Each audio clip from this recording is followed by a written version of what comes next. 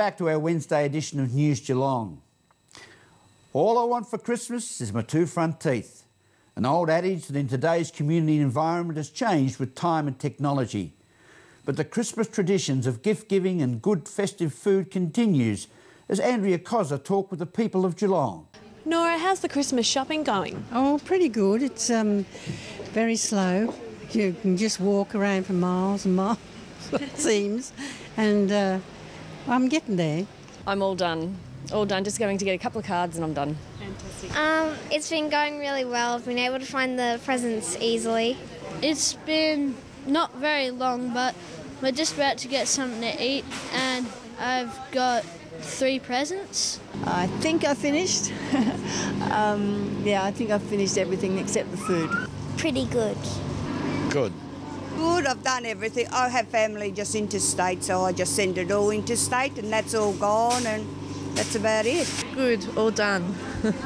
And what's planned for Christmas Day? Oh, with the family, you know, down at Clifton Springs. Going up to a town called Hayfield to have with family, so get to see my sister-in-law and my nephews and grandparents, so yeah, that sounds really good. For breakfast, we're going over to my nana's house, and then for lunch, we're going to my auntie's house for a roast.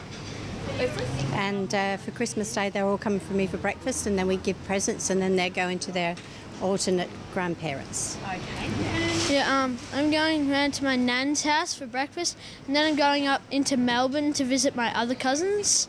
Oh, all the family's coming home, so our children and grandchildren, we're all having Christmas together. I'm spending time with my family. The usual, turkey and everything like that. Turkey and what have you. Pudding for a dessert. Just working and just going out and chill out, have a few drinks and just enjoy the day. It's going to be warm, so that's all you need. Just a quiet lunch, that's it, just with the family. Thank you, Andrea. The 140-year-old Geelong Sale Yards building has had a $400,000 overhaul completed in line with the heritage overlay and the city's conservation management plan. Compliments to the City of Greater Geelong.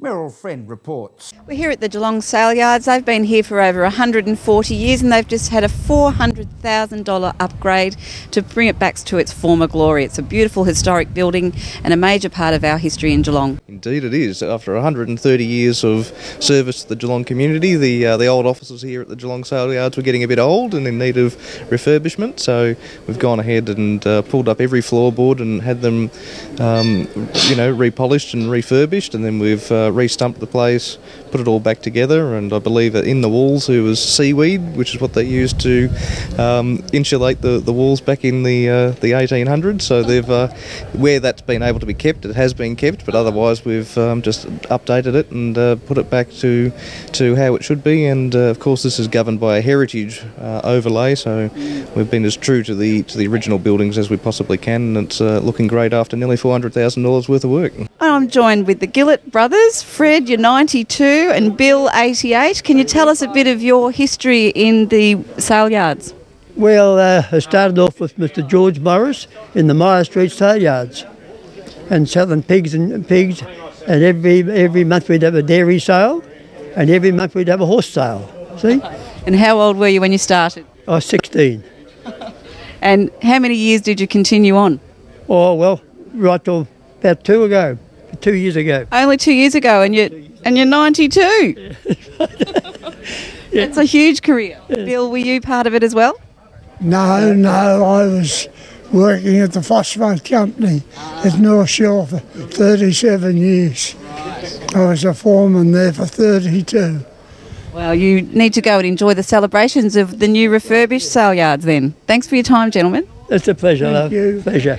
It's been a long time coming, but we're very pleased that the council have seen fit to do the renovations. It's been a major thing as far as the continuity of the sale yards is concerned, and we're very pleased about it. And it looks true to the old historical look of the days gone by? That has been maintained, and the heritage aspect of it has been very closely adhered to, yes. We We're joined with Mr. John Richardson, principal at the Richardson & Co. and son William. How many generations have we got involved with the sale yards here? Four generations, and the fifth one to come, we hope. So you've obviously been involved here most of your life? Most of my life. I started at Strawn & Company, who were wool brokers, in 1946, and I joined the firm in 1948, and I've been going ever since. So what's it been like? Obviously this has been a part of your life all the way through as well. Yeah, it has been. I've been coming here. I think I started with Dad about 25 years ago, and I love it, and my son loves it too. I think it's in the blood. So we love being auctioneers and training cattle and sheep, and it's a great business to be in. You're always dealing with people and things, so yeah, it's good. And in the speeches before, they were saying that it was not so long ago it was possible you were going to lose these sale yards. So what came of that? I think there was a bit of pressure to bear from neighbours, etc., etc. I can't say much more, but we got over that problem and convinced the council we wanted it. And we had several meetings at the council and the Farmers Federation and the agents and all the farmers. We all got together and persuaded them, so it was good. Terrific. So hopefully you'll be here for another 140. Yes, I hope so. I'll come back for the day. From the sale yards, Meryl French, News Geelong. Thank you, Meryl.